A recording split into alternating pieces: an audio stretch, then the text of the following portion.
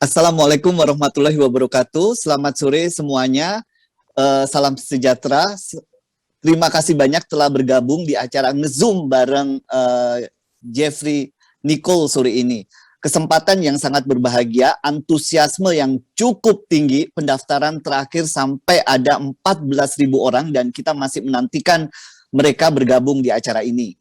Nah, acara ini Ngezoom bareng Jeffrey Nicole ini adalah persembahan dari Kementerian Komunikasi dan Informatika bersama Gerakan Literasi Nasional, Gerakan Nasional Literasi Digital Siberkreasi. Saya harapkan rekan-rekan kabar baik semua untuk yang mungkin ada yang isolasi atau sedang COVID juga semoga cepat sembuh, semoga cepat bugar, semoga segera negatif kembali. Saya sangat berbahagia, sangat excited sekali sore hari ini karena bintang tamunya luar biasa, anak muda yang saya pikir punya pencapaian luar biasa, yang punya karakter kuat, yang punya uniqueness yang cukup kuat juga. Nah, sebelum acara ini kita mulai, saya akan membacakan beberapa aturan yang akan kita terapkan di acara ini. Karena pesertanya cukup banyak ya, jadi kalau nggak ada aturan itu bisa gawat banget ini. Jadi, aturan pertama, mikrofon akan di-mute oleh admin ketika memasuki ruangan meeting untuk menjaga ketertiban. Setiap pertanyaan dapat dimasukkan ke dalam kolom chat. Kolom chat sebaiknya digunakan hanya untuk bertanya atau menjawab. Komentar atau hal-hal yang penting, komentar hal-hal yang penting saja. Jadi yang nggak penting nggak usah dicantumkan di situ. Tidak perlu mencantumkan nomor telepon atau data pribadi. Di akhir acara akan dibagikan link survei, post-test yang juga berfungsi sebagai link sertifikat. Kemudian caranya dengan melakukan verifikasi token yang dikirim lewat email ketika melakukan pendaftaran. E-sertifikat akan dikirim otomatis di email ketika sudah selesai mengisi post-test atau survei. Kelima, follow akun sosial media @siberkreasi untuk mengikuti challenge atau info kegiatan literasi digital menarik lainnya. Jadi jangan lupa diikutin @siberkreasi agar kita semua semakin cakap digital. Acaranya bakal seru-seru. Jadi acara hari ini itu bagian dari serangkaian acara yang cukup menarik dari Kementerian Komunikasi dan Informatika serta Gerakan Nasional Literasi Digital Siberkreasi. Nah, tema hari ini kita akan mengangkat etika di media sosial. Kalau kita tahu, perkembangan teknologi digital, kemudian juga internet, itu membawa arus informasi yang cukup luar biasa. Keterbukaan komunikasi, dan juga jejaring sosial tanpa batas. Dapat dibayangkan dalam waktu yang sangat cepat, 202 juta orang di Indonesia sekarang ini udah terkoneksi dengan internet. Kemudian yang main sosial media itu jumlahnya 170 juta. Ini kayak perkembangan yang luar biasa pesat, sementara kita belum punya literasi digital yang cukup kuat di Indonesia. Akhirnya seperti apa? Kita seperti berdiri di antara persimpangan jalan. Banyak tabrakan-tabrakan terjadi di sana. Ada ekspresi kebencian yang menyakitkan, kemudian bisa membahayakan kehidupan orang. Ada cyberbullying sampai ke penipuan-penipuan. Kali ini bersama Jeffrey Nicole, kita akan menggali lebih dalam mengenai etika di media sosial. Bagaimana Jeffrey Nicole menggunakan media sosial juga menghadapi komentar-komentar netizen. Kalau kita tahu, kita selalu mengharapkan public figure, orang yang ada di media sosial, top artis, itu sempurna, nggak boleh salah. Nanti kita akan bahas itu juga. Kemudian kalau kita lihat juga, yang menarik dari Jeffrey Nicole, dia masih muda, 22 tahun kalau saya cek di Wikipedia, ini relatif masih muda, tapi dengan pencapaian yang luar biasa. Puluhan film telah dimainkan, ada beberapa mini series juga, dia memenangkan beberapa award juga. Jadi kalau saya lihat, ini bukan sekedar aktor, tapi dia ini an artis, seorang seniman muda, seseorang yang potensially akan menjadi salah satu wajah yang mencatatkan sejarah di dunia perfilman Indonesia. Nah, karena ini acara digital, saya ingin memperkenalkan Nicole itu di Instagram dia. Jadi kalau kita lihat di bio-nya itu ada sebutan Culo Papi. Posting pertama dia itu di tanggal 7 Agustus 2013. Ini nggak tahu nih umur berapa, pasti masih muda sekali. Kemudian followersnya sekarang udah hampir 6 juta, total postnya 705. Dia nggak begitu aktif, tapi engagementnya cukup tinggi. Total videos hanya 66 videos. Kalau saya pelajari Jeffrey Nicole ini di media sosial, saya dapat menyimpulkan ya, seperti ini. Jadi ini biar tambah penasaran menunggu si Mas Jeffrey Nicole. Saya menuliskan begini dengan mempelajari Jeffrey Nicole di media sosial. Masa muda tak akan datang kembali 2 kali. Masa belia adalah waktu untuk membangun pondasi hidup. Masa muda adalah masa untuk melukis kenangan indah dengan belajar, berkarya, berjuang, hingga ketika masa tua kita akan mensyukuri apa yang kita raih di masa muda. Jeffrey Nicole mengajak kita untuk menghargai perbedaan, keunikan kita masing-masing.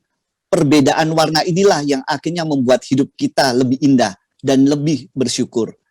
Jeffrey Nicole, sosok generasi muda, seorang seniman yang berbicara lewat karya, yang tidak takut mengekspresikan dirinya. Jeffrey Nicole akan mengajak kita hari ini untuk merayakan getaran masa muda, untuk diisi dengan karya dan makna hidup. Saya tidak mau berlama-lama lagi, mari kita sambut semuanya Mas Jeffrey Nicole. Yuh. Halo semuanya. Halo. Apa kabar, Mas Iwan? Baik, thank you Mas Jeffrey. Apa kabarnya nih hari ini? Baik. Mas Iwan. Apa kabar Mas Iwan? Baik, thank you. Ini saya menunggu banget nih sore ini ngobrol dengan Mas Jeffrey Nicole. Saya pengen belajar banyak dengan anak muda yang luar biasa ini. Amin, kita saling belajar aja. Hari ini ngapain aja, Mas? Hari ini aku cuma bangun tidur, sarapan, nonton sedikit film. Habis itu siap-siap ke meeting Zoom ini. Acara ini ya? Oke. Mas, ini antusiasmenya luar biasa. Anda sangat dicintai oleh penggemar-penggemar Anda. Ini persiapan acaranya sebentar, tapi kalau kita lihat antusiasmenya cukup tinggi. Pendaftaran 14.000. Saya pengen Mas Jeffrey untuk menyapa semuanya nih, orang-orang yang ada di sini. Sapa, jangan satu-satu ya, sapa semuanya. Wow, ini room 1 ada 1.000 orang. Wow, room 1 5.600 orang. 5.600 orang. Wah, banyak sekali. Halo semuanya, semoga semuanya sehat, stay safe, yang kerja di luar jangan lupa pakai masker, ikutin prokes, dan ya semoga semuanya sehat dan walafiat. Thank you. Nah, itu udah disapa Mas Jeffrey. Nih, gaya Mas Jeffrey nggak kayak anak umur 22 tahun nih nyapanya. Dia cukup tua. Ininya. Mas, saya pengen tahu nih, gimana bisa lebih dewasa dari umurnya sih? Gimana bisa kayak tadi ya, sangat proper sekali, ngomongnya sangat tertata sekali gitu loh. Ini menurut saya jauh dari image yang sebagai bad boy yang saya lihat ya. Kalau dilihat, wah ini bad boy banget nih. Jadi orang nggak bisa dinilai dari tampilannya sebenarnya ya. Gimana bisa lebih tua dari umurnya? Gimana ya? Mungkin karena kebiasaan ngobrol sama orang yang di atas umurnya, jadi terbawa kebiasaan-kebiasaannya, dan mungkin ya kebiasaan sih, karena kebiasaan ngobrol sama yang lebih tua, jadi terbawa aja. Dan masuk ke dalam industri film itu umur berapa Mas dulu Mas? Di industri film aku pertama kali umur 17, tapi di industri entertainment kayak mulai casting aku dari umur 13 tahun. Oke, 13 tahun. Iya. Nah, sekarang saya ingin tahu apa yang membuat seorang Jeffrey Nicole tiba-tiba ini dunia saya. Ini dunia yang pengen saya gelutin.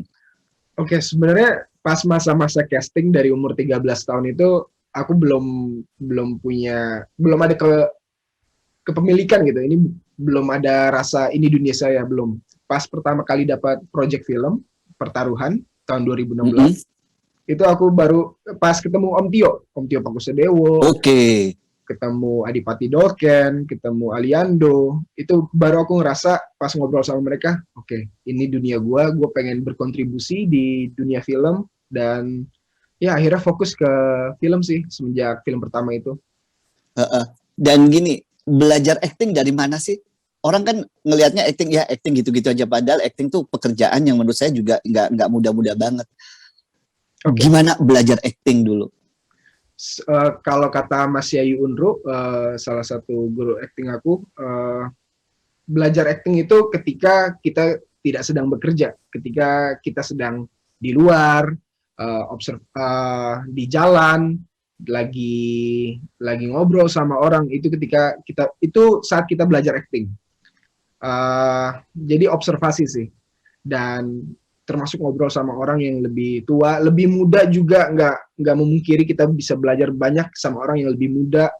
Kayak aku belajar sama adik aku misalnya, dan ya itu sih, di kehidupan sehari-hari kita bisa banget belajar acting. Justru yang susah tuh di persiapannya, Mas ya. Jadi bukan hanya datang ke tempat syuting, Ya, 3, 2, 1 ini itu, gitu ya. itu udah siap sebenarnya kalau udah Itu bisa. udah siap. Ya. Dan kata Mas Yayu, liburan aktor itu saat di set, karena kita udah tinggal mencurahkan apa yang kita rasain di luar set. Nah, saya sekarang tahu kenapa lebih dewasa daripada umurnya ya. Karena tadi mentor-mentornya luar biasa. Tio Pasukodewo, habis itu dengan yang lain-lain tadi ya. Dan belajarnya juga cepet ininya. Nah, saya juga pengen tahu nih, gimana seorang Jeffrey Nicole tuh bisa so produktif gitu loh. Kemarin saya baca ya, dalam 2 tahun itu bisa menghasilkan tahun berapa tuh ya? Ada 10 film loh, itu belum seriesnya juga. How can you be so productive? Sebenarnya aku beruntung sih bisa dapat kesempatan itu, bisa dipercayain sama sutradara dan produser buat memerankan karakter yang mereka percayain. Jadi aku gunain kesempatan itu sebaik mungkin, kasih yang terbaik, dan ya have fun, jangan lupa have fun.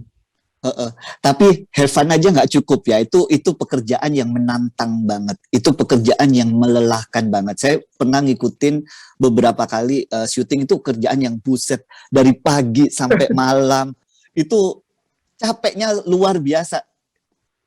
Ya bener sih, kadang bisa dari pagi sampai pagi kerjanya, tapi karena mungkin kru sama cast-nya juga saling support, saling sama, semuanya passionate di set, jadi capeknya tuh worth it gitu, nggak sia-sia. Mas, saya tuh excited sekali. Jadi list pertanyaan saya jadi kacau semua nih. Santai Mas Tuan. Ya. Jadi saya pengen ini lagi, semasa pandemi ya, saya pengen tahu, dulu kan orangnya socialize, ketemu banyak orang, traveling, tiba-tiba ada pandemi nih.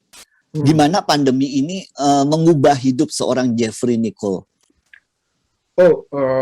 Sebenarnya kalau dibilang mengubah banget ya, karena bioskop tutup. Jadi kecintaan aku ke bioskop belum bisa tersalurkan. Jadi minim banget, jarang ke bioskop, dan film pun nggak bisa tayang di bioskop karena pandemi. Tapi untungnya masih ada OTT seperti Netflix, Disney Plus, Video.com yang masih bisa menayangkan project-project yang dibikin sama sineas film Indonesia. Jadi ya masih ada untungnya lah. Dan buat aktivitas sendiri, ada positifnya, aku jadi lebih banyak nonton film. Sehari bisa 2 atau 3 kali nonton film. Jadi banyak belajar juga sih selama pandemi, nggak sia-sia lah waktu kosongnya.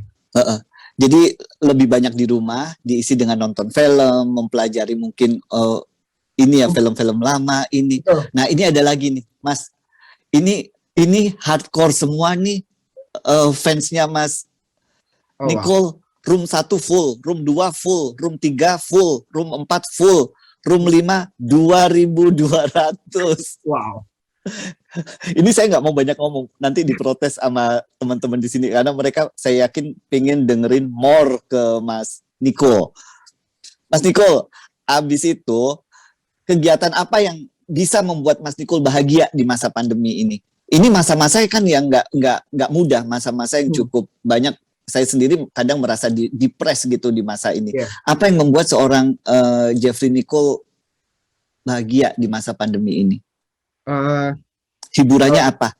Kalau boleh cerita sedikit, sebenarnya di 3 tahun awal karir aku di dunia film, aku sering banget keluar rumah, syuting, promo film, keluar kota.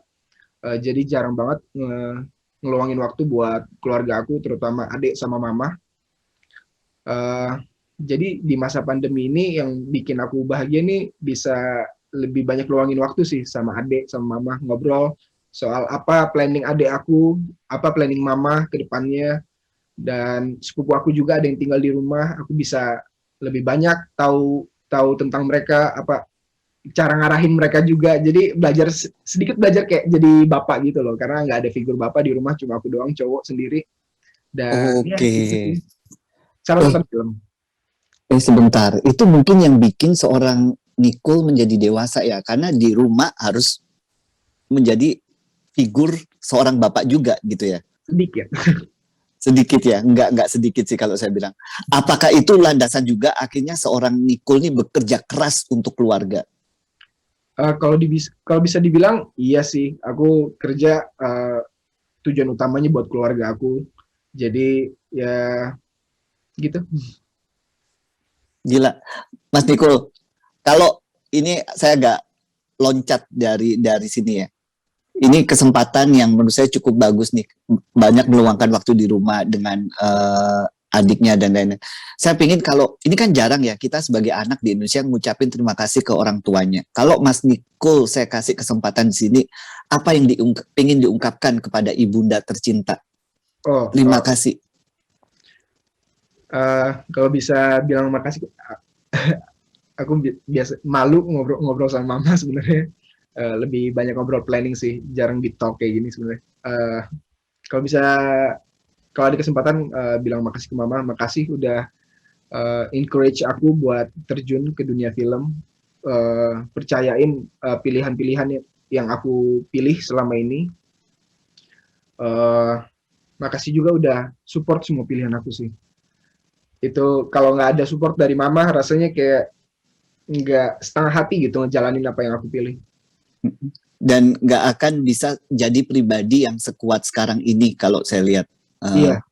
Dan Mas Nicole ya. mama pun orangnya pekerja keras banget. Dia suka kerja orangnya. Jadi mungkin karena ngelihat dia bekerja keras, giat banget. Jadi aku kebawa gitu. Pengen pengen kerja keras juga biar biar keluarga aku seneng. Aduh, kalau saya tanya lagi ya, apa yang paling nasihat apa yang paling diingat dari ibunya seorang Nicole? Sebenarnya mama jarang ngasih nasihat kata-kata gitu sih. Aku cuma merhatiin apa yang dia lakuin aja. Uh, Selama ini dia kerja keras dari pagi sampai malam. Uh, Bisa 3 bulan kerja ini, 3 bulan lagi ganti ganti kerja karena dia udah mulai ngerasa bosen mungkin sama kerjaan 3 bulan sebelumnya. Jadi emang workaholic banget orangnya. Tapi semua yang dia lakuin itu buat keluarga, buat adik aku, buat sepupu aku yang tinggal di rumah, buat aku. Jadi kalau yang bisa aku petik dari apa yang mama aku lakuin, uh, bekerja yang terbaik buat keluarga karena keluarga nomor satu. Dan ada satu quotes dari film Godfather, you can never be a real man if you never spend time with your family. Jadi itu sih yang masih aku pegang sampai sekarang, buat keluarga Aduh, nomor satu. gila, itu kan jauh lebih tua daripada umurnya nih. Oke, jadi itu menjawab pertanyaan saya, kenapa akhirnya seorang Jeffrey Nicole itu sangat produktif ya membintangi film atau series. Jadi dan saya lihat ya film-filmnya juga banyak film-film yang artistik dan sangat berbobot. Jadi nggak film-film yang asal terima aja gitu loh. Saya ingin tahu bagaimana sih memilih ikut berperan dalam sebuah film atau tidak? Apakah ada screeningnya nih, Mas Nicole? Gua terlibat di production ini atau enggak kayak gitu? Atau sikat semuanya? Oke, kalau aku sebenarnya dapat tak sebelum terima film, aku ngobrol sama sutradara atau produsernya yang nawarin film, ngobrolin soal ceritanya, apa yang mau disampaikan sama si film ini. Dan kalaupun emang menarik, aku pasti bakal langsung terima. Cast juga penting karena cast yang passionate itu sangat ngebantu buat ngebawain ceritanya jadi lebih baik gitu. Dan kalaupun filmnya emang cuma sekedar have fun, cuma film entertainment, popcorn movie, aku tetap terima karena aku sendiri suka banget nonton film popcorn yang Mm-mm. ditonton buat entertainment aja gitu. Tuh menghibur juga. Jadi biar balance juga ya antara Balance. film yang sangat artistik, tapi ada juga film yang super entertaining.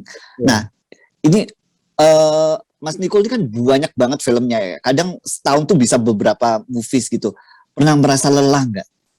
Pernah merasa gue capek banget.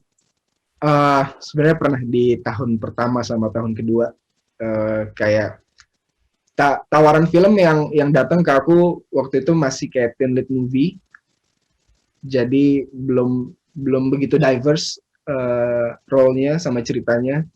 Sempat sih ngerasa capek di situ. Tapi akhirnya di tahun kedua akhir aku mulai dapat tawaran film yang lebih artistik, kayak Jakarta versus Everybody itu Yes.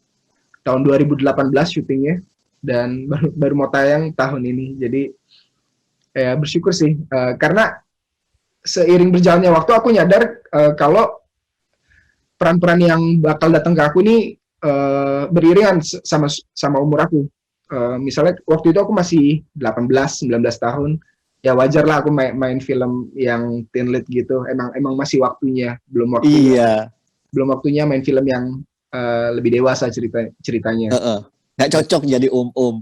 Iya, belum cocok. Jadi pas umur 21, 22 udah mulai datang film-film yang lebih masuk sama visi aku, dan ya jalanin aja men, nikmatin aja. Rezeki nggak bakal kemana. Betul.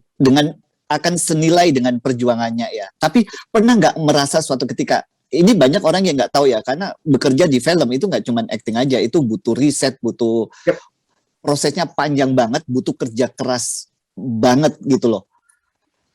Itu kalau ngerasa lelah kayak gitu gimana ya? Jalanin aja, Mas Nicole. Jujur aku ngerasa lelahnya pas promo doang sih. Promo tuh ya, Promo kan doang. harus traveling ya. Iya, karena traveling pindah bisa 2-3 kota satu hari. Tapi pas selama pembuatan film aku nikmatin banget karena ngobrol sama sutradara, sama pemain lain, sama acting coach, belajar banyak, dapat hal baru di setiap project.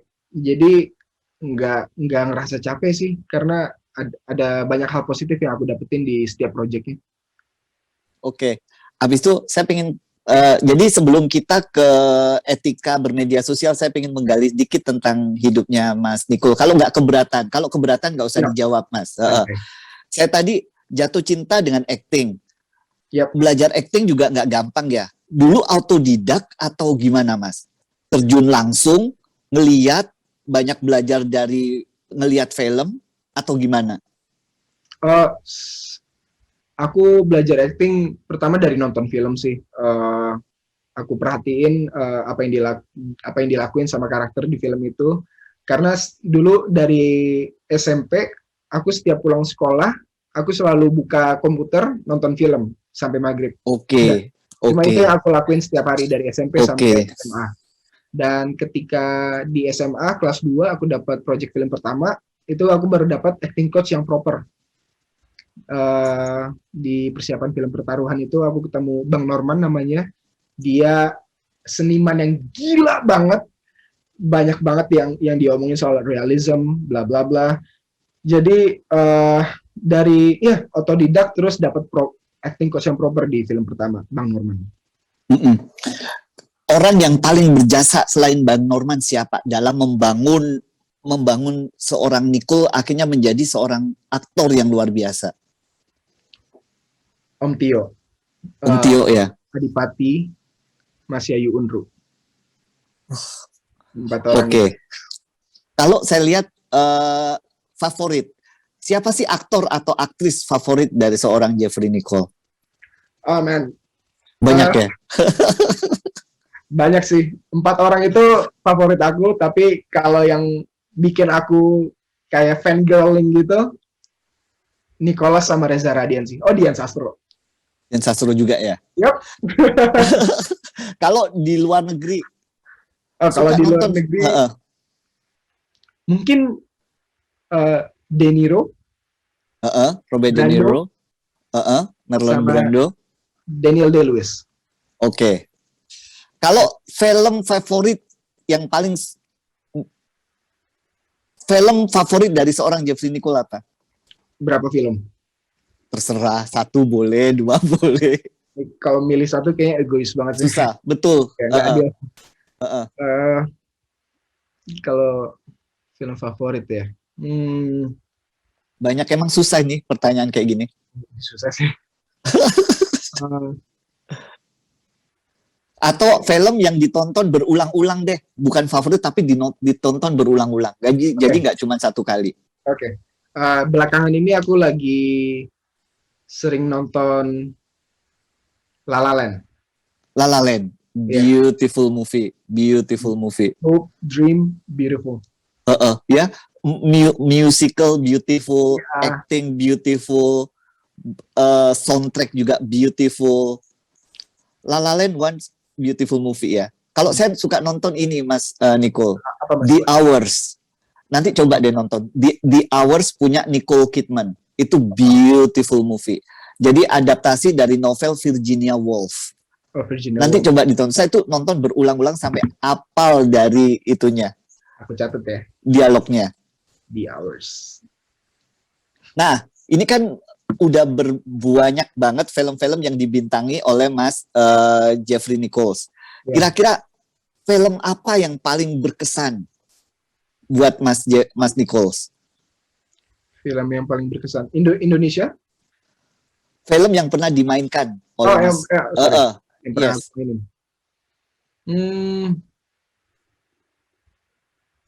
Dear Nathan sih.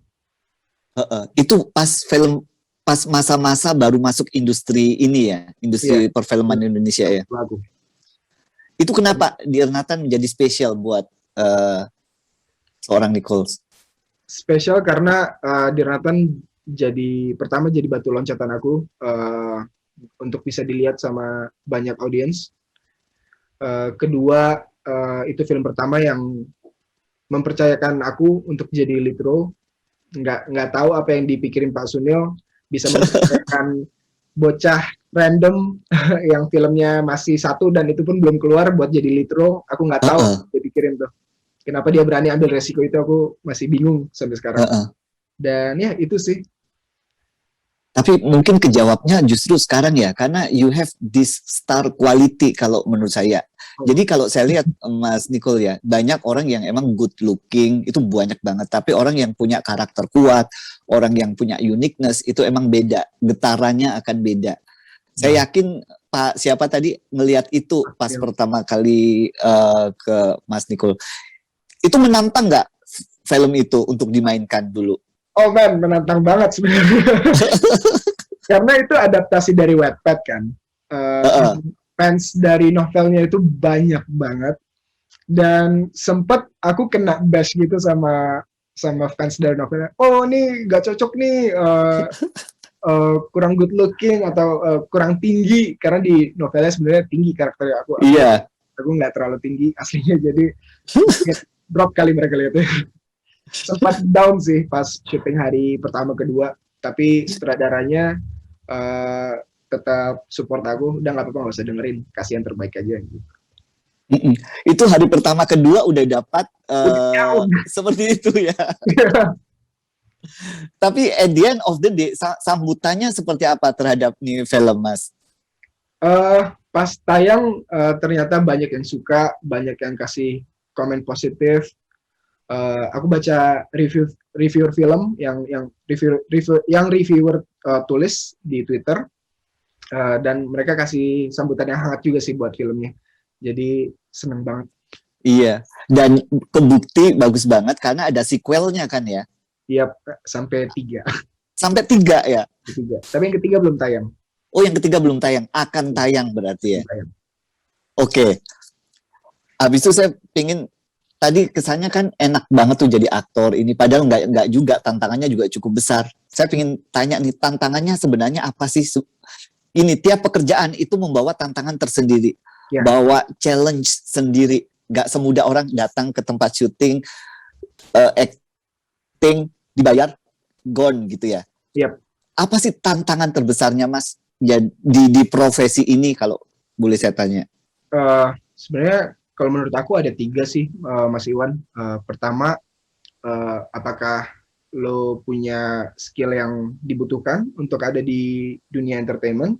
Kedua, saat casting itu berat banget karena saingannya banyak banget, bisa ribuan orang yang casting, dan belum lagi casting director yang mintanya spesifik banget, talentnya harus kayak gimana. Itu 2. Dan ketiga, maintain-nya. Oke. Maintain-nya sih sebenarnya yang menjadi tantangan terbesar. Naik, semua orang bisa naik dengan cepat, bisa viral dengan cepat, tapi maintain quality itu sangat susah. Kalau kata Mas Yayu, cara memaintain skill seorang aktor ya belajar terus, selalu observasi, ngobrol. Itu aja sih sebenarnya, sesimpel itu. Dan itu yang dilakukan oleh seorang Nichols ya, untuk maintaining itu keep learning, terus belajar seperti itu ya. Iya, belajar dari mana aja. Bisa dari nonton film juga, sesimpel nonton film itu kita sebenarnya juga udah belajar sih. Iya, nonton film tuh powerful banget sebenarnya Mas ya. Jadi kita bisa mengeksplorasi hidup orang, nggak cuma actingnya juga dan lain-lain banyak. Ini kayak masuk dunia lain. Masuk dunia lain, kayak kita belajar sendiri, belajar lagi. Ini kayak masuk sekolah lagi gitu loh nonton film itu. Iya kan? Kadang kalau nonton film bagus, itu kan kita bisa ngerasa, itu bisa kebayang, bisa get stuck di kepala tuh bisa berhari-hari. Benar. Habis itu saya mau tanya juga nih, ini kan masih muda dan saya baru tahu kalau Mas Nicole ini orangnya family man banget gitu loh. Tadi cerita tentang ibunya juga cukup menyentuh saya. Saya pengen tanya, what is good life according to Jeffrey Nicole? Hidup yang oke itu kayak gimana sih? Good life tuh kayak gimana buat anak muda seperti Mas Nicole? Oke. What is a good life? Menurut aku stabilitas sih. Aduh, ngeri jawabannya. Stabil secara mental, secara fisik, secara financially. 3 itu penting banget sih. Good people surrounding you itu juga penting banget. Ya 3 itu sih, hidup tenang deh, yang nggak banyak drama. Tapi kadang drama seru sih. Nggak banyak drama. Are you really 22? Iya, aku kelahiran 99. Kelahiran 99 ya? Yeah. Umur saya tuh 2 kali lipat daripada umurnya Mas Nicole. By the way, untuk teman-teman yang ada di sini ya, kalau ada quote bagus seperti tadi ya, tentang hidup yang baik adalah hidup yang tentang stability, tentang tenang. Jadi kalau teman-teman mau posting di Instastory atau sharing, kita sharing hal-hal yang bagus seperti ini ya. Jangan lupa nanti tag akunnya Mas Jeffrey Nicole, kemudian tag akun Siberkreasi juga. Kita sebarkan kebaikan, kita sebarkan nilai-nilai positif seperti ini. Jadi tadi menurut saya luar biasa sih, jarang-jarang saya mendengarkan jawabannya, a good life is hidup yang stabil secara mental, spiritual. Akhirnya tadi menyebut tentang ketenangan. Sebentar, ini ada update lagi nih. Room 1 full, room 2 full, sampai room 4 full, room 5 sekarang udah 2.750 Mas Nicole. Anda harus bertanggung jawab kalau ini jebol ya. Ini banyak banget. Grogi aku. Ini kalau dikumpulin di lapangan udah penuh nih lapangannya Mas Nicole. Oh, wow. Gila, the power of Jeffrey Nicole. Oh, thank you loh udah pada mau nonton. Ucapin lagi dong, sapa lagi Mas, mungkin pengen ini. Iya, halo semuanya. Makasih banyak udah mau luangin waktunya buat nonton ngobrol-ngobrol ini, ngobrol-ngobrol santai. Semoga kalian terentertain dan kalau dapat sesuatu yang bagus, alhamdulillah. Mas, saya pikir orang nggak hanya entertain ya, orang akan belajar banyak kok dari perbincangan dengan Mas Nicole. Saya juga belajar banyak tadi tentang itu. Enggak, ini tadi a good life itu penting banget tadi ya, tentang stability, tentang ketenangan. Itu jawabannya menohok. Itu saya nggak percaya, 22 tahun, lahir di tahun 99. Nah, saya pengen tahu nih, Jeffrey Nicole tuh agak misterius menurut saya ya. Agak misterius. Dia ekspresinya misterius, dan dananya kadang misterius. Saya pengen tahu nih, secara emosi, apa sih yang bisa membuat seorang Jeffrey Nicole bahagia? What makes you happy? Apa yang membuat Anda konten, happy gitu? Eh, apa ya? Mungkin karena aku nggak banyak yang aku cari, jadi aku selalu ngerasa cukup kali ya. Nggak selalu sih, tapi sering ngerasa cukup. Jadi aku nggak mau banyak tingkah juga. Aku meminimalisir itu. Gak mau banyak kaya. Sorry tadi pertanyaannya apa? Sorry, Apa yang bisa membuat Jeffrey Nicole bahagia? Yang bikin aku bahagia ya. Belanja, traveling, atau apa? Itu jawaban. Atau baca buku, nonton film aja udah bikin happy. Simple happiness. Sebenarnya nonton film, tapi yang bikin aku bahagia nih, aku bahagia karena aku masih bisa ngerasain bersyukur gitu, nggak terlalu banyak yang aku cari. Keluarga kayak gini udah cukup menurut aku bahagia. Oke. Pekerjaan udah maksudnya aku udah dikenal sama produser dan sutradara, mereka bisa mempercayakan aku role-role yang mereka bikin ke aku, itu aku bahagia banget, bersyukur banget bisa dapat bisa sampai ke titik ini. Jadi ya ini sih apa yang udah aku capai sekarang ini bikin aku bahagia banget sebenarnya. Tinggal menjaganya aja. Iya. Biar bisa long lasting gimana. Harus bisa, nggak ada pilihan buat saya untuk ini ya, harus bisa menjaga. Saya pikir ini baru mulai, saya bilang. Ini akan jadi sesuatu yang jauh lebih gede, Mas Nicole. Banyak impian ya, ada nggak cuma di Indonesia, ada Oscar di sana. Siapa tahu the first Indonesian actor, bukan nggak mungkin. Bukan nggak mungkin. Harus, masa nggak ini sih, harus lebih tinggi. Amin, semoga. Jadi itu ya, teman-teman semua, kalau kita tadi ada quote yang menurut saya bagus banget, dan ini jarang-jarang saya dengarkan juga. Apa yang membuat hidup seseorang happy? Kadang orang bisa belanja, oh gue belanja, oh gue baca buku, oh ini. Tapi enggak, jawaban seorang Jeffrey Nicole apa coba? Merasa cukup, men. Dan itu hal yang sederhana, tapi hal yang paling susah. Ini sialan banget nih jawabannya, menohok banget. Merasa cukup. Jadi kalau mau quote, mau ini, apa yang membuat hidup bahagia? Merasa cukup. Itu it's simple, simplicity beyond complexity kalau menurut saya ya. Jawaban yang sangat simple, tapi itu super kompleks. Bisa aja Mas Iwan. Ini saya jadi benci banget nih sama si Jeffrey Nicole nih. Aduh. Lu terlalu hebat di umur lu. Abis itu yang pertanyaan berikutnya, saya pengen tahu apa sih yang membuat seorang Jeffrey Nicole bisa sedih? What makes you so sad? Yang bikin sedih, yang bikin down? Not being enough. Itu kalau aku nggak bisa misalnya menjadi abang yang cukup, jadi anak yang nggak cukup, atau jadi talent yang nggak cukup di suatu project, itu bikin aku sedih banget sih. Aku down kalau udah ngerasa kayak gitu. Oke.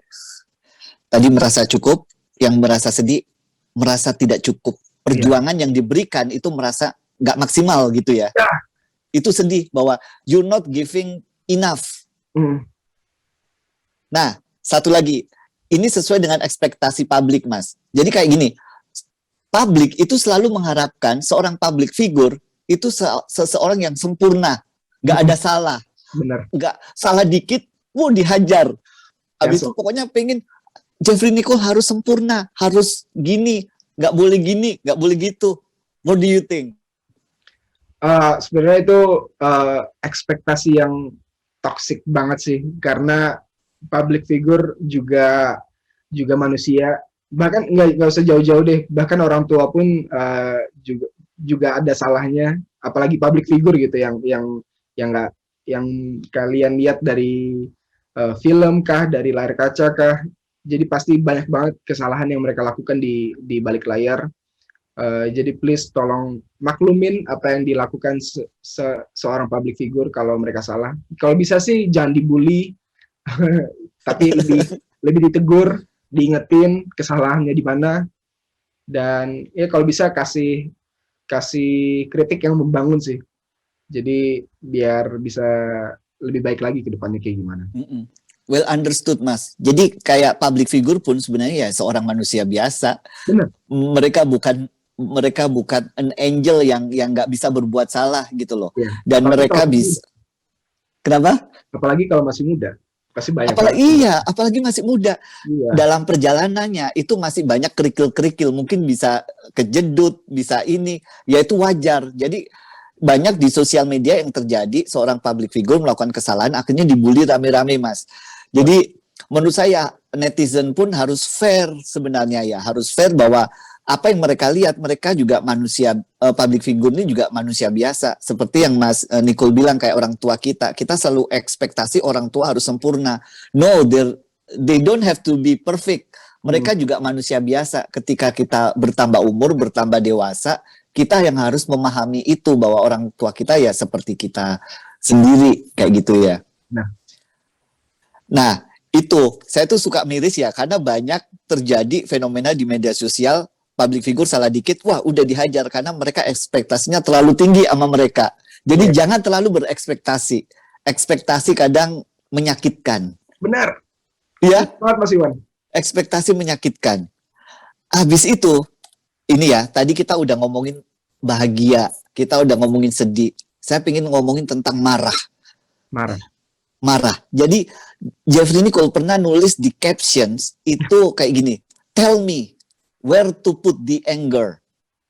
Itu caption yang menurut saya sangat menarik, karena tiap orang itu punya kemarahan dan kadang kita nggak tahu kalau marah tuh mesti disalurkan kemana, mau ditempatkan di mana. Apa yang bisa membuat Jeffrey marah dan gimana mengatasi marah, apalagi anak muda. Jadi jangan sok tua, kalau mau marah aja gitu ya. Enjoy, embrace all the feelings, all the emotions. Setuju. Apa yang bikin aku marah? Sebenarnya gagal di satu project misalnya, atau kayak yang aku bilang tadi, not being enough, kadang itu bikin sedih jadi marah. Dan cara menyalurkannya juga aku masih belajar buat gimana cara kontrol emosi.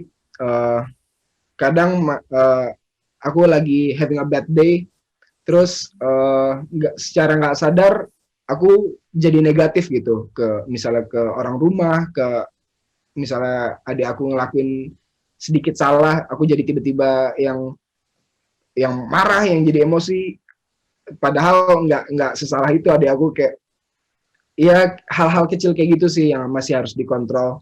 Dan salah satu yang menurut aku bisa aku salurin amarah aku ya di acting sih.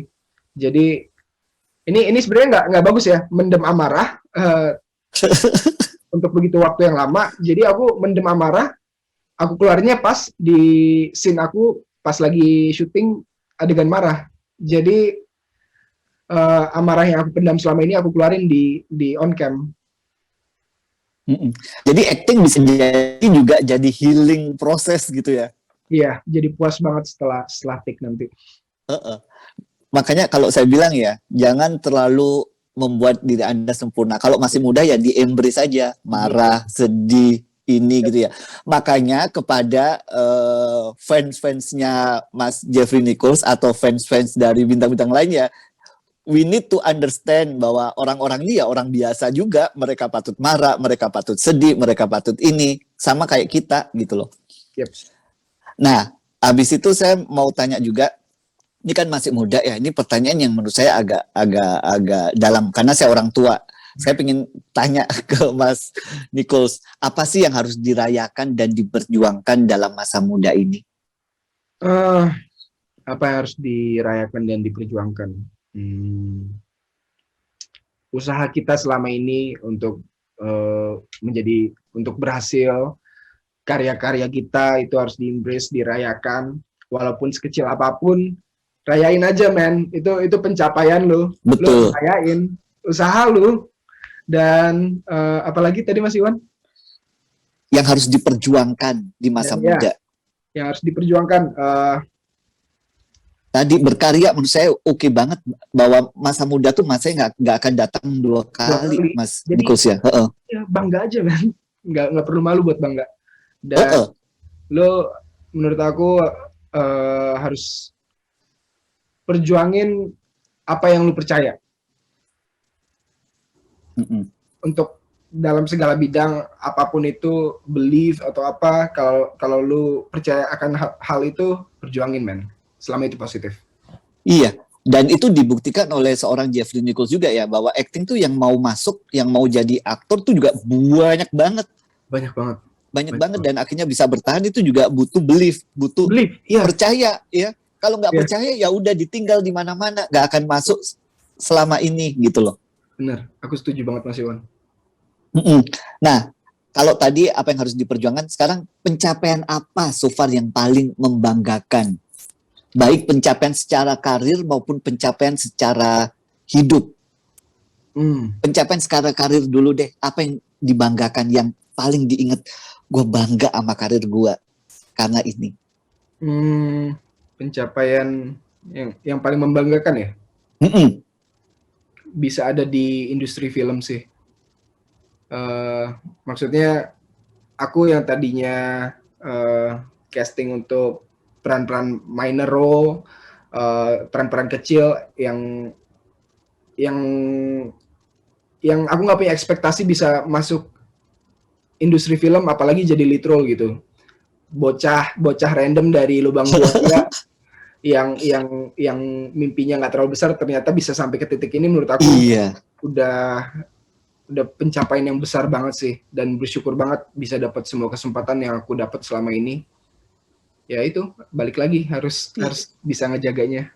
Nah itu yang susah tuh, ngejaganya itu ya. Ya. Tapi saya tuh juga masih heran loh, kenapa Nicholas bisa sampai bisa bertahan, bisa sekuat ini gitu loh. Mas Niko? Mas Jeffrey. Oh, Nichols. Nico sama Nichols itu beda dikit doang. dikit banget. Iya, keluarga sih yang bikin bertahan. Keluarga ya. Good answer.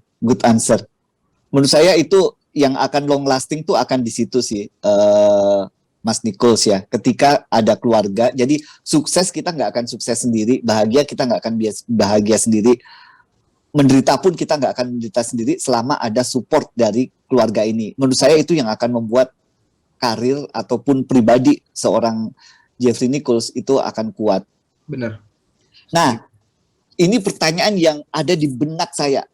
Saya tuh ngelihat banyak artis-artis muda ya gitu deh, gayanya cantik, cakep, dan menurut saya boring men.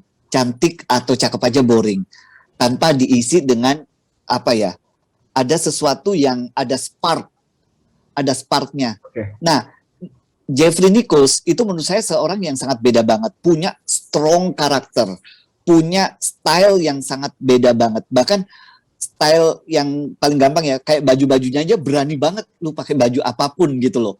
Yang gender bender kayak gitu berani. Apa sih yang membuat seorang Jeffrey Nichols tuh berani menjadi dirinya sendiri? You're not trying to be somebody else. Apa ya?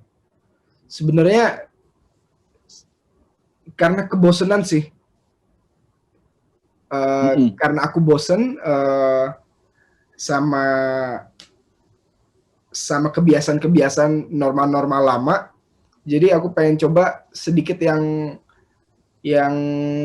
beda gitu, coba sesuatu yang baru, dan mungkin kalau orang lihat mungkin agak aneh lah atau apa, tapi menurut aku fun aja sih. Aku seneng makainya, aku seneng nyoba hal yang baru, dan itu bukan sesuatu yang jelek juga sih. Enggak, menurut saya itu art menurut saya. Banyak orang yang pingin tapi nggak berani karena udah dibilang oh itu nggak boleh kayak gini, nggak boleh kayak gini, ini cocok buat ini udah di stereotypingin, Ya. udah dikotak-kotakan. Iya, Akhirnya kita nggak bisa keluar dari kotak, susah banget. Nah, iya. Jeffrey Nichols itu berani banget keluar dari kotak. Saya bilang, damn, nih anak berani banget nih keluar dari kotak. Yang akhirnya timbullah banyak kontroversi, banyak orang pro dan kon. Tapi menurut saya ini perayaan hidup apa yang dilakukan oleh Jeffrey Nichols. Sebenarnya nggak apa-apa berbeda, nggak apa-apa coba hal yang baru asal tetap dalam etika sih. Itu yang penting juga. Betul. Dan saya ngelihatnya juga masih dalam apa ya? Dalam etika yang oke gitu loh, Iya. yang dilakukan. Tapi itu ya berani ya mengekspresikan dirinya. Tadi Ya, kayak kita hidup sekali doang. betul, saya setuju banget. Setuju banget, dan as long as itu tidak membahayakan orang lain, Ya. as long as itu nggak merugikan orang lain, Betul. as long as itu tidak menabrak etika orang lain, why not gitu loh. Setuju. Apa yang dilakukan oleh Harry Styles dengan eksperimen baju yang berbeda-beda itu juga menurut saya artistik, bukan sesuatu yang ya inspirational banget. Nah itu yang saya lihat di Indonesia, kita juga punya namanya Jeffrey Nichols yang berani banget nabrak-nabrak ini gitu loh. Thank you Mas. Nah, itu pertanyaan di sesi 1 nih Mas. Jadi sorry banget kalau agak panjang ya menggali kehidupan Mas Jeffrey Nichols. Tapi kalau saya simpulkan dari kehidupan tadi ya sama sebenarnya apa yang dilakukan oleh Jeffrey Nichols itu perayaan masa muda. Yeah. Perayaan gelora semangat anak muda dengan pencapaiannya yaitu berkarya, berkreasi, membangun pondasi hidup. Karena Anda masih muda, belum jalannya masih panjang gitu loh. Jadi gimana kita bisa melukis kenangan yang indah dengan belajar, dengan berkarya, dengan berjuang. Yang akhirnya kita lakukan gak cuman untuk kita sendiri, tapi juga untuk keluarga. Nah, ini yang sesi kedua itu lebih ke etika di media sosial. Karena ini mengerjakan. Tapi Mas, thank you banget. You are a deep-hearted young man menurut saya dari pertanyaan pertama tadi. Nah, sekarang saya pengen Anda menjadi anak muda lagi. Jangan ketua-tuaan ya. Dalam sehari, berapa lama berselancar di media sosial? Di media sosial mana saja? Aku lihat screen time di HP ku ya. Pengen mau lihat. Yuk kita lihat nih bareng-bareng. Ini. Oh, itu. Kemana-mana. Oke, 5 jam 55 menit. Mas, itu melebihi average orang Indonesia ya. Yep. Average orang average internet itu 7 jam 32 menit. Kalau sosial media baru 3 jam. Jadi Anda masih below average itu. 5 jam di internet. 6 jam lah itu, 55 6 jam. Wow. Itu termasuk nonton. Itu di mana aja, Mas Nicole? Mostly di Instagram, TikTok, atau browsing website, atau apa? Jadi yang paling banyak Instagram, kedua Twitter, ketiga TikTok, keempat Safari, web browser. Web browsers. Instagram oke lah, happy, seru ya. Twitter, seorang Jeffrey Nichols itu juga berani loh di Twitter ngungkapin statement. Abis itu ada yang mendebat juga. Twitter is way more stressful, ya. Banget stressful banget. Tapi di Twitter itu kita dapat update yang cukup banyak juga. Iya. Dan banyak banget insight baru, informasi yang lebih lengkap di Twitter. Karena siniasnya menurut aku orang-orang 1%er lah, banyakan di Twitter sih. Pernah stres nggak ngeliat sosial media? Pernah sih. Kalau di Instagram, stresnya lebih ke comparing, compare diri sendiri sama teman-teman lain, orang-orang lain. Tapi menurut aku comparing nggak penting sih, karena kita punya waktu masing-masing, punya jalan masing-masing. Kalau di Twitter, stres karena aku sering banget di-cancel di Twitter. Seriously? Sering banget di-cancel di Twitter. Terutama karena aku jujur, aku cara penyampaian aku kadang masih, bukan kadang sih, sering masih kurang jelas, banyak miskom, dan statement aku juga kadang masih kontroversial, jadi banyak yang nggak Betul. setuju. Tapi aku senang sih ada yang debatin, jadi aku belajar dari mereka yang debatin juga, dari mereka yang negor.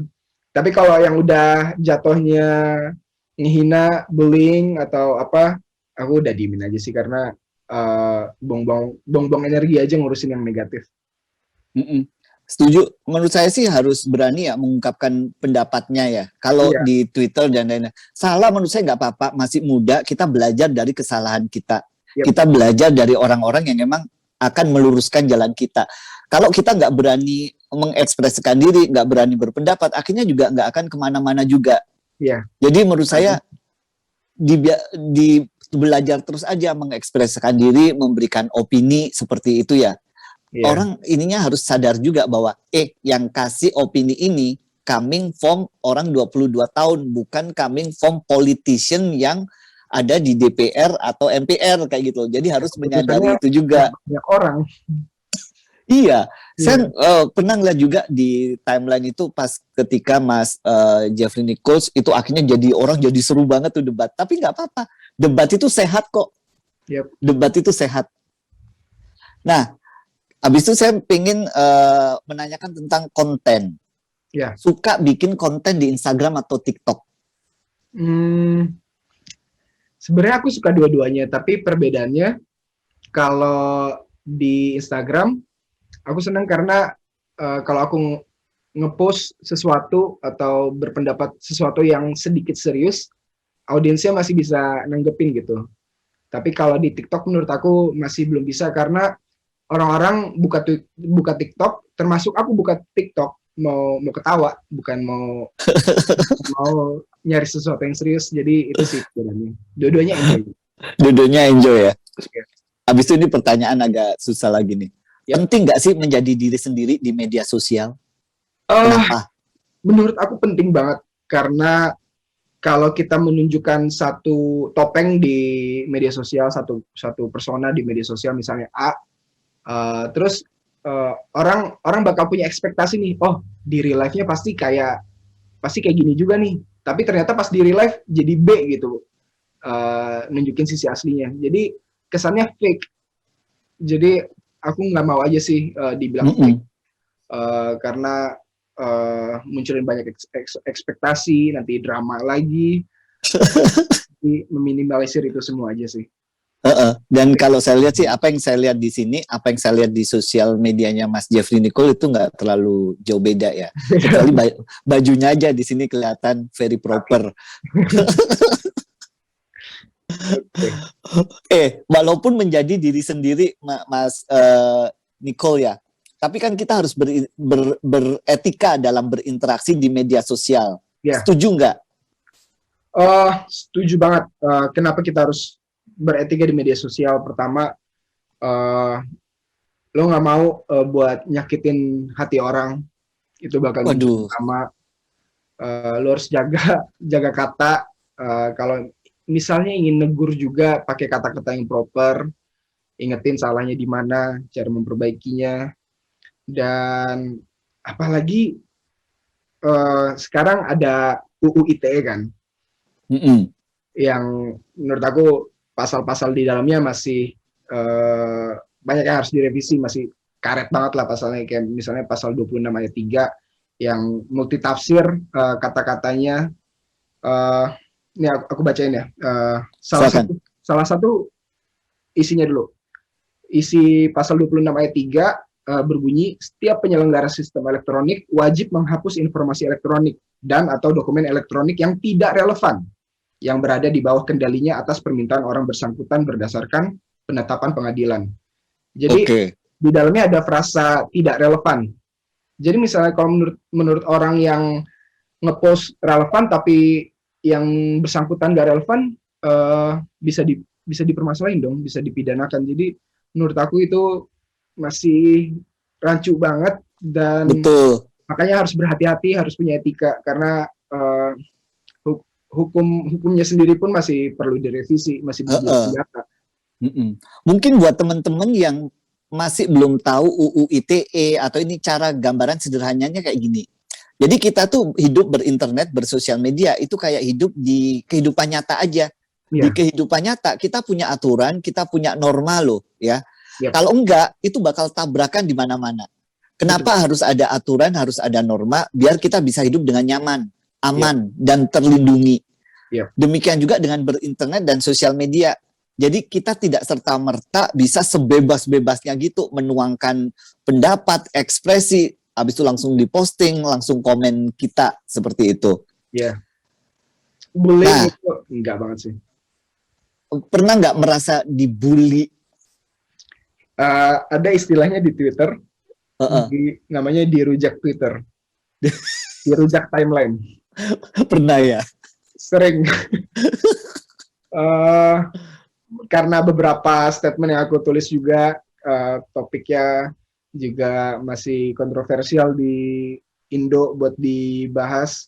Eh, ya, statement aku kadang agak terlalu keras, agak terlalu ya keras lah kata yang paling tepat. Mm-mm. Jadi banyak yang kontra, terus jadinya dirujak sama timeline Twitter. Uh-uh.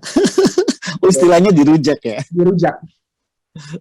Tapi itu nggak masalah sih, karena akhirnya aku belajar juga karena dirujak. Terus sebisa mungkin aku belajar dan nggak ngelakuin kesalahan yang sama. Iya. Dan menurut saya gini loh, harusnya kita juga saling respect perbedaan pendapat. Perbedaan pendapat pun masih oke. Perbedaan pendapat pun justru itu yang menjadikan kita kuat sebenarnya ya. Nah, Itu yang menjadikan kita akan belajar banyak. Kalau orang berpikir secara seragam semua, justru kita nggak akan dapat apa-apa, kita nggak akan belajar. Justru perbedaan-perbedaan itu yang akan membuat kita menjadi lebih kuat dan lebih pintar ya. saling mancing mikir lah. Saling mancing mikir, istilah yang ini banget. Abis itu saya pengen tahu nih, gimana seorang Jeffrey Nichols itu menyikapi berbagai komentar di media sosial. Adakah komentar yang pedas, jahat, atau yang mungkin sangat lucu? Mengomentari atau dibaca aja, oh ini nggak perlu dibales, oh ini bikin nggak bisa tidur, atau gimana?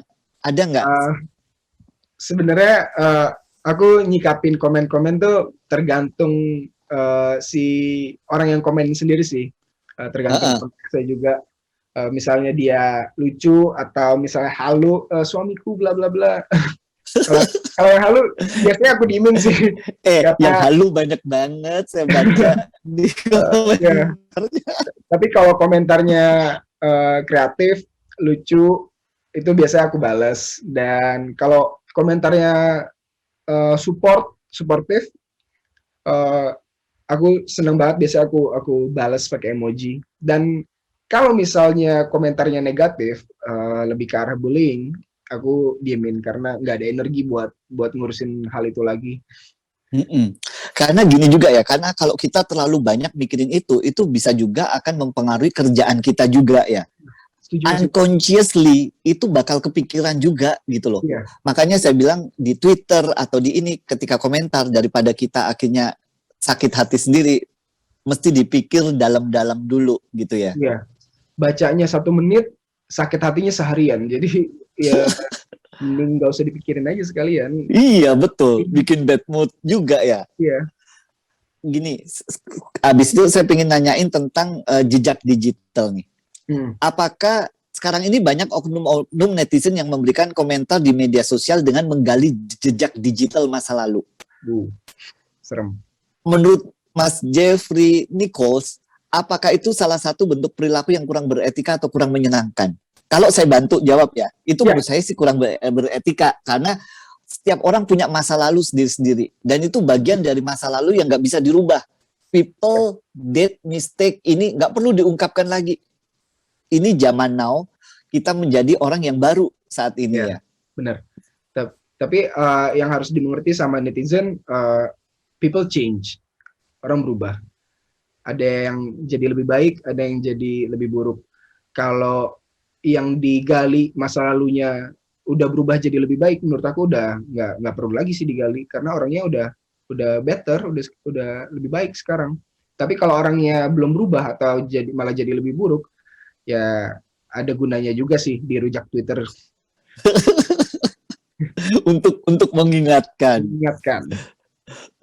Habis itu ini pertanyaan terakhir dari saya, bukan Oke, terakhir sih. Nanti kita akan ada ini Mas Jeffrey Nichols, kita akan ada pertanyaan dari netizen, tapi oke, nggak siap, akan banyak. Heeh. siap Mas Iwan. Ada tips nggak kepada peserta yang hadir di sini untuk menjaga etika dan menjaga jejak digital di media sosial agar kita semua makin cakap digital? Tips dari Mas Nichols apa nih? Oke, Eh, ini aku jawab dari pengalaman aku nggak apa-apa ya? Oh nggak apa-apa. Kalau dari teori kita bisa googling. Oke, oke. Pertama, eh, tulis hal yang positif, dan kalaupun ingin berpendapat, mengkritik sesuatu, please pakai kata-kata yang jelas, biar nggak ada miskomunikasi. Karena itu sering banget aku alamin di Twitter, miskomunikasi. Jadinya opini aku yang tadinya A malah melenceng jadi Z gitu. Itu nggak enak Mm-mm. banget dilencengin opininya. Kedua, please jangan nyebar hoax. Karena buat apa sih men nyebar hoax, gak ada gunanya juga, Iya. kecuali lu orang jahat, lu punya agenda tertentu, ya udahlah berarti emang lu jahat gitu. Dan ketiga, ini sih, please nggak usah nyebarin konten-konten yang merugikan orang lain, misalnya revenge porn atau konten asusila yang dimana biasanya jadi yang paling dirugikan itu korbannya sendiri, dan paling banyak korbannya perempuan. Jadi kesian banget, udah jadi korban, dilecehin, terus kena sanksi sosial juga, dan bisa bisa juga dipidanakan karena masih ada UIT yang rancu itu. Jadi menurut aku kesian banget sih korban-korban yang malah malah dipermasalahin sama hukum. Jadi ya tiga itu sih paling menurut aku yang penting Oke. banget. Thank you banget Mas Nichols untuk tips-tips yang dibagikan kepada kita ya. Nah, kita akan memasuki sesi tanya jawab nih. Sesi tanya jawab, tapi sebelumnya biar nggak ketinggalan info dan makin cakap digital, saya ingin mengingatin rekan-rekan di sini agar follow akun sosial media Siberkreasi, join grup Telegram Makin Cakap Digital, dan website di bawah ini. Kemudian kita juga akan mengadakan kuis. Caranya seperti ini. Follow akun Instagram, YouTube, Twitter, Facebook, TikTok, Siberkreasi.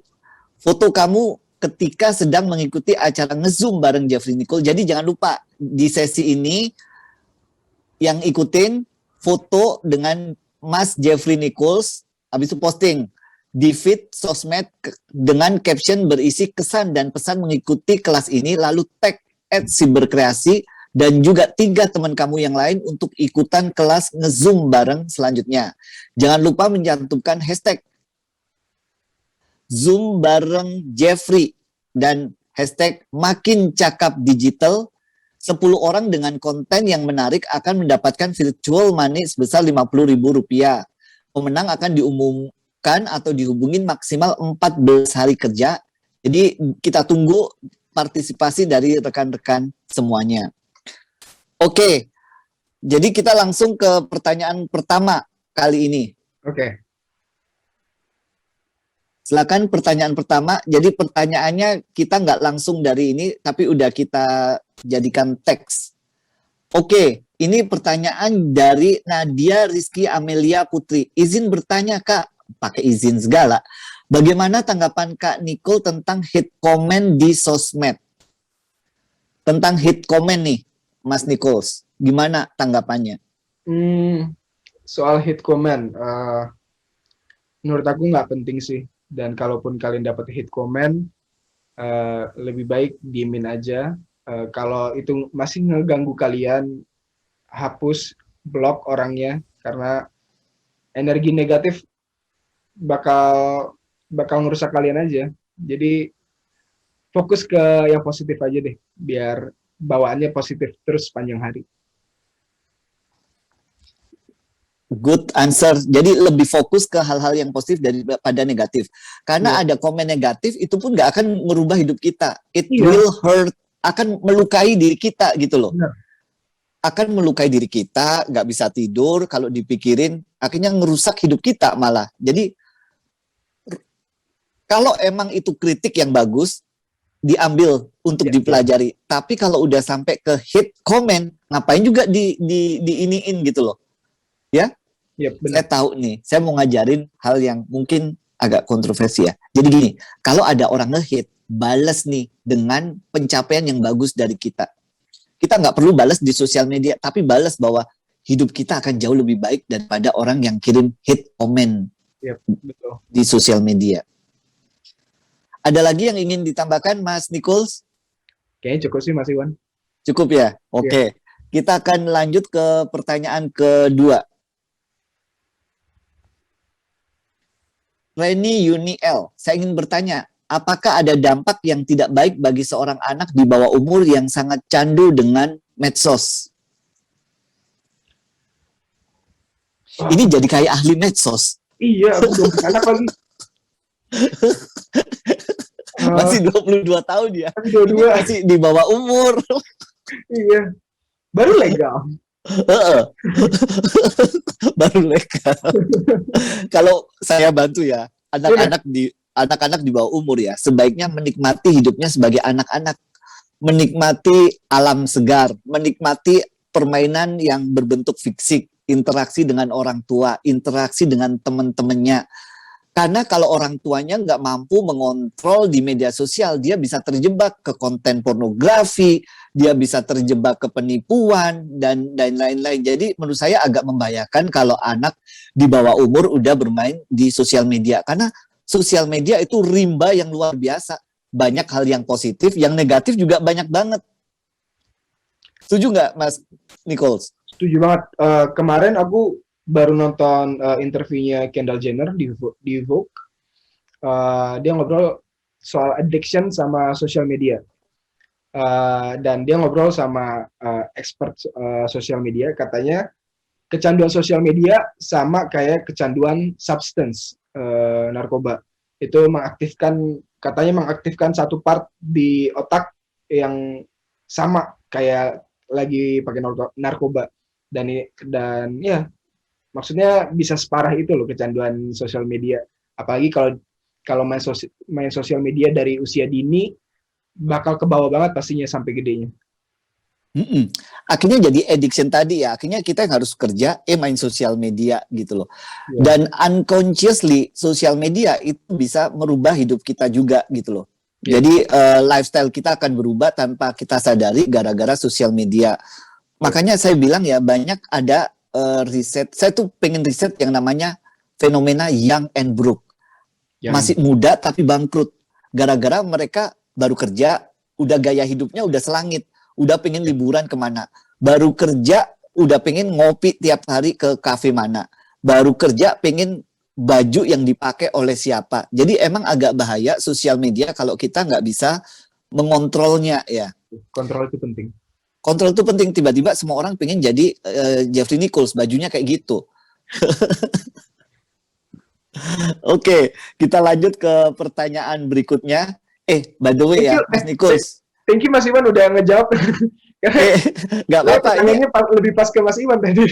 Iya, soalnya belum punya anak. Tapi Mas Nichols ya, ini hebat banget nih sesinya. Bayangin kita udah running hampir 1,5 jam. Room 1, 2, 3 masih full. Room 3 itu masih 3.000 orang. Ini serius? Nggak serius ini super serius. What? Apa lagi deh, ini bukan acara saya, ini your acara. Nah, acara kita berdua Mas Iwan. Itu gila. Ceritain deh, biar nggak ke sosial media lagi. Ceritain tentang project terbarunya, Aum. Buat project Aum, sebenarnya itu project bareng Visinema dan Layar Tancap, 2 production house itu. Ada Mas Ciko juga, ada Mas Aksara Dena, ada salah satu poet dari Jogja, Pak Seteng. mereka itu semua orang-orang hebat yang aku bisa beruntung banget bisa ada kesempatan ada di project yang sama bareng mereka. Dan itu tentang reformasi. Tuh udah boleh di promo belum? Jangan dulu. Ya, pokoknya sama Daripada mereka, salah, jangan. sama mereka deh. Aku lupa udah boleh Heeh. promo atau belum. Itu kira-kira bakal keluar kapan, Mas Nichols? Eh, Kayaknya masih 2-3 bulan lagi sih, tapi aku belum dapat jadwal pastinya. Oh, tapi production udah Udah kelar. sekarang post production ya, Iya, post production. editing dan lain-lain gitu ya. Mm-mm. Kalau series yang terbaru yang series tuh apa tuh judulnya Paradise Garden? Paradise Garden, benar Itu masuk. apa tuh? Itu series dari video.com, bergenre thriller. Aku di sana uh, berperan sebagai Andra dan lawan mainnya ada Vanessa, ada Agnes Naomi, ada Jolene, dan masih banyak lagi talent-talent yang keren banget mainnya. Dan didirect sama Mas Tommy Dewo. Dia sebelumnya ngedirect Serigala Terakhir versi seriesnya. Dan ya, aku senang banget sih bisa ada di project itu. Dan kebetulan ini project series pertama aku, di mana series yang ditayangin di OTT. Ini yang pertama. Oke, cool. Semoga sukses ya dan semoga rekan-rekan yang ada di sini nanti disempatkan juga nih kalau ada waktu bisa nonton juga nih Paradise Garden atau nanti ada ini jadi promo saya. Thank you Mas Iman. Habis itu kita balik lagi ke pertanyaan dari teman-teman yang ada di sini. Yes. Oke, dari Des Wimar Olga Liana. Apa yang perlu dilakukan generasi muda dalam berkarya meskipun tidak memiliki bakat tersebut maupun kurang dalam perekonomian? Nah, ini saya minta Mas Nichols untuk gak cuman sebagai aktor, seniman, tapi juga bisa empowering anak muda. Oke. Menurut aku yang harus dilakukan, lu harus persisten saja sih. Apa sih bahasa Indonesia? Persisten. Kekeh. Kekeh. Harus jangan. Mungkin ini bakal kedengaran klise, tapi jangan menyerah itu penting banget. Jangan menyerah sama apa yang kalian percaya.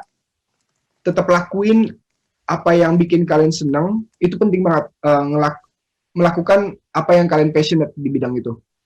Karena kalau kalian nggak passionate di bidang itu, bakal ngejalaninnya bakal setengah hati. Tapi kalau kalian passionate, pekerjaan sesusah apapun bakal kayak hobi aja, bakal kayak liburan aja gitu. Kayak misalnya aku sekarang, aku syuting, aku nggak ngerasa kerja, aku lebih ngerasa ayo kita bikin sesuatu yang fun, yang sesuatu yang berguna, at least entertaining. Jadi kekeh aja, walaupun dalam perekonomian yang susah, pasti ada jalannya. Misalnya, aku dulu casting kalau nggak ada motor, aku dari Bekasi casting ke Jakarta Selatan. Aku kalau nggak ada motor, aku naik kereta dari stasiun Bekasi turun di Gondang Dia. Kekeh aja gitu. Selama ada casting sinetron di mana aku harus datang selama seminggu penuh. Aku harus datang jam 1 siang. Jadi jam 12 jam makan kedua pas SMK aku izin buat keluar casting, untungnya dibolehin selama seminggu. Pulang, mandi cepet-cepet ke stasiun Bekasi, naik kereta, turun di Gondang Dia. Untungnya deket tuh production house-nya. Jadi aku bisa screen test selama seminggu, setiap hari kayak gitu. Pulang sore bareng orang-orang kerja, rasanya kayak, oh men, gue ini ya rasanya orang kerja, kayak dempet-dempet dalam kereta. Walaupun aku nggak dapat akhirnya, tapi aku tetap bersyukur bisa dapat kesempatan. At least aku bisa kenal orang yang di production house itu, dan sampai sekarang dia masih ingat aku masih ingat dia. Walaupun belum pernah kerja sama sampai sekarang, at least silaturahmi lah. Jadi kekeh aja sih, lakuin apa yang kalian suka, jangan menyerah, dan passionate. Itu menurut saya sederhana tapi quite powerful ya. Kayak tadi persistence, kekeh dan jangan menyerah. Dan saya percaya itu juga Mas Jeffrey Nichols ya tentang the power of tadi perjuangan. Bahkan saya pernah nulis di buku saya tulis gini, kebahagiaan itu akan terasa lebih manis jika diraih dengan air mata, jika diraih dengan berdarah-darah. Jadi emang kalau dapat sesuatu yang mudah gampang men. Tapi kalau dapat sesuatu emang dengan perjuangan yang luar biasa, itu nikmat sekali. Jadi apa yang dilakukan dari Bekasi sampai ke Gondang Dia di masa muda itu menurut saya luar biasa. Orang ngelihatnya Jeffrey Nichols, wah seru, pakainya bagus, cakep. Tapi orang nggak ngelihat naik kereta, coba casting di mana. Dan waktu itu masih SMK kelas 1 kayaknya. Dan SMK kelas 1. SMK kelas 1 masih jarang banget keluar rumah, tapi aku dulu orangnya pemalu banget, introvert, nggak jarang keluar kalau nggak sama orang tua, tapi aku bela-belain sendiri tuh. Jadi ngerasa kayak berpetualang aja gitu.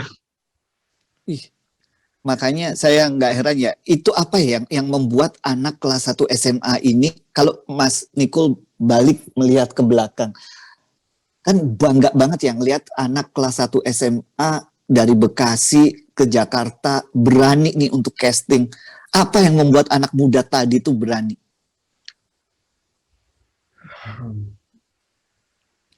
Keluarga. Hebat itu. Percaya, itu sih. Keluarga, terus dipercayain sama keluarga. Percaya dari diri sendiri juga, itu penting banget. Itu sendiri ya dulu ya? Aku sendiri. Pas SMP ditemenin sih sama mama papa. Tapi ada satu kejadian mereka nggak bisa nemenin lagi, aku sendiri aja jadi. Jadi emang gini teman-teman semua ya, nggak ada sukses, nggak ada tiba-tiba membintangi banyak film dan itu instan. Yeah. Itu butuh perjuangan, itu butuh kerja keras yang dipupuk satu persatu yang akhirnya itu menjadi investasi kita. Mungkin kita nggak akan ngelihat langsung keberhasilan ya, tapi kalau dikumpulin kecil-kecil akhirnya jadi gede, akhirnya jadi sukses. Dan nggak cuma di dunia film aja sih, di bidang apapun kekeh itu penting, jangan menyerah itu penting. Misalnya kalian coding, mau bikin aplikasi, startup, bikin bisnis, jualan, itu penting banget, jangan nyerah. Karena mungkin di saat kalian mau nyerah, satu step lagi kalian bakal berhasil. Saya tuh jadi kepikiran pengen bikin dokumenter tentang Jeffrey Nichols dengan pertanyaan-pertanyaan tapi pertanyaan tapi khusus tentang kehidupan. Oh, man. You are a weirdo in a good way ya. Thank you. In a good way ya. Saya pengen gali itu. Mungkin nanti ada dokumenter atau apa. Salah atau benar tuh nggak ngaruh karena ini perjalanan hidup ya, perjalanan hidup seorang Jeffrey Nichols. Satu lagi kata panitia ada pertanyaan. Oke. Kata panitia gini, satu pertanyaan lagi ya, yuk satu. Kita terlalu banyak ngomong Mas Nichols. Santai banget. Oke, dari Ada Putri. Bagaimana pandangan Kak Jeffrey mengenai orang yang sering menyebarkan hoax? Oh man, orang yang nyebarin hoax, mungkin mereka korban yang dapat forward WhatsApp message dari mana gitu. Misalnya kayak di grup keluarga ada om atau orang tua kita forward message yang hoax, ternyata mungkin mereka korban. Tapi buat orang yang bikin hoax, mereka jahat banget sih. Jahat, emang. Mereka jahat. Entah mereka emang iseng, entah mereka punya agenda tertentu yang pengen dicapai, tetap aja mereka jahat, apapun alasannya. Jadi, man, may you rot in hell. dan kasihan orang, maksudnya pasti ada dampak yang ada dampaknya dari hoax itu, merugikan orang lain, merugikan salah satu instansi mungkin. Contoh kecilnya Jackie Chan meninggal. Ya, itu nggak banget sih, dan ya nggak ada gunanya lah hoax. Dan kalau kalian dapat info apapun, forward message atau baca di mana, please cross check lagi, please double check. semoga info yang kalian dapat gak hoax, karena itu penting banget. Karena malu men, kalau tiba-tiba nyebar hoax, dan aku sendiri pernah kena hoax. Eh, ada di Twitter, orang digebukin, ternyata enggak, cuma cari sensasi aja. Padahal orang-orang di Twitter udah bikin kitabisa.com lah apa segala macem, donasi, ternyata nggak benar gitu. Jadi malu sendiri juga. Gitu sih. Oke. Dan menurut saya ya makanya ada forum-forum seperti ini, makanya ada Kementerian Komunikasi dan Informatika, ada Siberkreasi. Kita ingin mengedukasi masyarakat agar tidak termakan hoax. Kalau udah membuat hoax itu menurut saya emang udah kejahatan, Mas Nichols ya. Itu udah kejahatan sekali karena memanfaatkan orang untuk terjerumus dalam penipuan. Makanya kita sebagai orang yang paham sosial media harusnya bisa ngecek, dan ngecek tuh gampang banget. Caranya gimana coba? Cek di media yang terpercaya. Saya selalu tinggal googling, kasih media yang terpercaya, misalkan apa gitu ya. Saya nggak akan sebut media yang terpercaya. Abis itu isunya apa? Kalau nggak diangkat di media, berarti ya most likely itu bisa jadi hoax gitu loh. Atau kita uji kebenarannya di mana-mana. Jadi jangan sampai kita mencari pembenaran. Tapi kita harus mencari kebenaran. Jangan membenarkan, oh kira-kira benar nih. Kita mencari pembenaran, bukan mencari kebenaran. Oh, bagus banget itu. Jangan cari pembenaran, tapi cari kebenaran. Cari kebenaran. Karena kita cenderung untuk membenarkan apa yang belief kita, apa yang kita percaya. Padahal yang kita percaya mungkin belum tentu benar gitu ya. Betul. Nah, ini panitia apaan sih? Oke, pengumuman link tes post tes ya. Sebentar. Sebelum saya lupa, jadi ini sebelum menutup acara sore hari ini, saya ucapkan terima kasih berpartisipasi di nge-zoom bareng Jeffrey Nichols. Jadi jangan lupa berpartisipasi untuk mengisi post tes survei ya. Post tes survei sebentar. Post tes survei ini link post tesnya.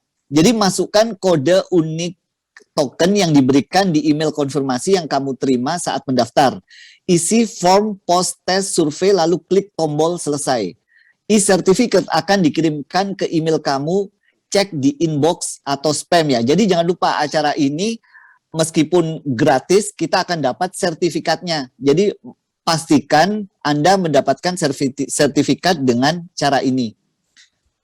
Nah, itu pengumuman yang terakhir dari kita. Terakhir, Mas Jeffrey Nichols. Ada seorang Jeffrey Nichols, apa rencana ke depannya? Mau ngapain?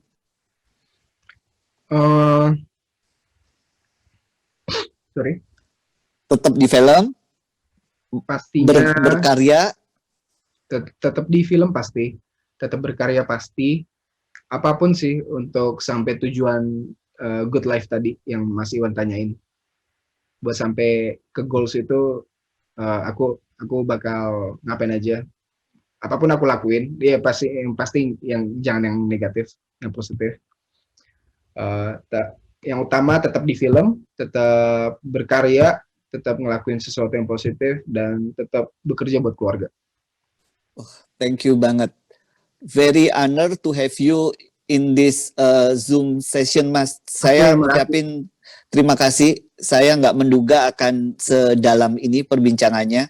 Banyak quote-quote menarik yang saya catat dari Mas Jeffrey Nichols ya, bahwa hidup ini bahagia ketika kita bisa merasa cukup. Hidup ini bisa indah ketika bisa merasa stabil. Habis itu tadi ada satu lagi ya yang saya catat juga tentang gimana pesan dari seorang Jeffrey Nichols kepada anak-anak muda untuk tetap berjuang. Jangan menyerah. Very simple. Tapi ini menurut saya penting banget, apalagi di era seperti ini.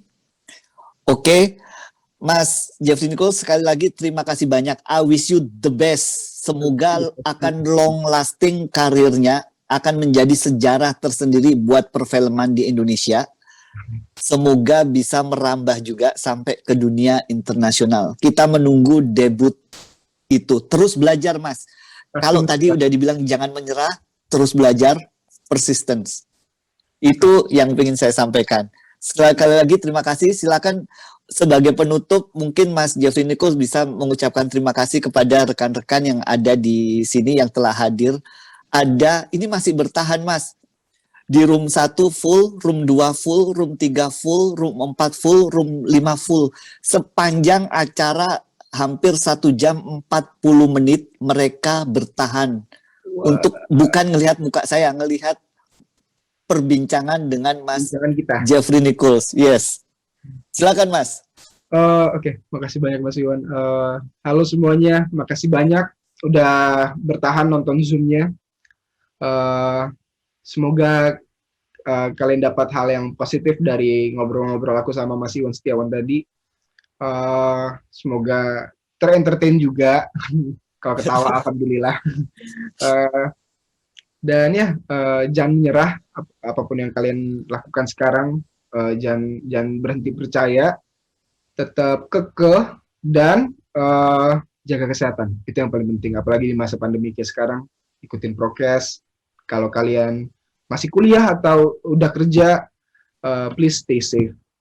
Dan ya, itu aja. Oke, terima kasih banyak Mas Jeffrey Nichols ya. Jadi itu sesi kita. Terima kasih kepada rekan-rekan yang telah bergabung. Ada sekitar berapa 7.000 atau 8.000 orang, luar biasa. Ini rekor di acara nge-zoom bareng bintang kita. Wow. Jadi kalau saya agak simpulkan dikit untuk sosial media ya. Jadi emang sosial media bisa jadi pisau bermata dua buat kita. Banyak hal yang positif, banyak pula hal yang negatif. Di sosial media kalau kita marah, jangan langsung meluapkan emosi kita. Jika marah, dinginkan kepala sejenak, merenung sejenak. Terlalu lama kita nggak merenung. Saya ingin mengajak anak-anak muda untuk 5-10 menit meninggalkan gadget, merenung tentang hidup. Apa yang perlu di-share, apa yang tidak perlu di-share. Dengan cara apa kita menuangkannya lewat media sosial. Dalam menulis email pun kita diharapkan untuk menyampaikan ide dan gagasan dengan benar agar tidak salah tangkap, salah mengerti. Demikian juga di media sosial. Tuangkan ide dan gagasan dengan jelas, dengan kepala dingin. Jangan mudah terpancing. Pelajari dan renungkan. Berusaha cari kebenaran, bukan membenarkan apa yang kita anggap benar. Amen. Jangan terlalu lama berselancar, nikmati hidup nyata, living in the moment. Mas Jeffrey Nichols, thank you so much. Rekan-rekan yang ada, terima kasih banyak. Terakhir saya ucapkan terima kasih banyak juga kepada Kementerian Komunikasi dan Informatika serta Gerakan Nasional Literasi Digital Siberkreasi yang telah menyelenggarakan acara ini. Saya tunggu karya-karya dari Mas Jeffrey Nichols. Saya tunggu film dokumenternya juga. Saya Iwan, mohon maaf jika ada salah. Saya pamit undur. Sekali lagi terima kasih Mas Jeffrey Nichols. Bye-bye semuanya. Assalamualaikum warahmatullahi wabarakatuh. Sama-sama, thank you.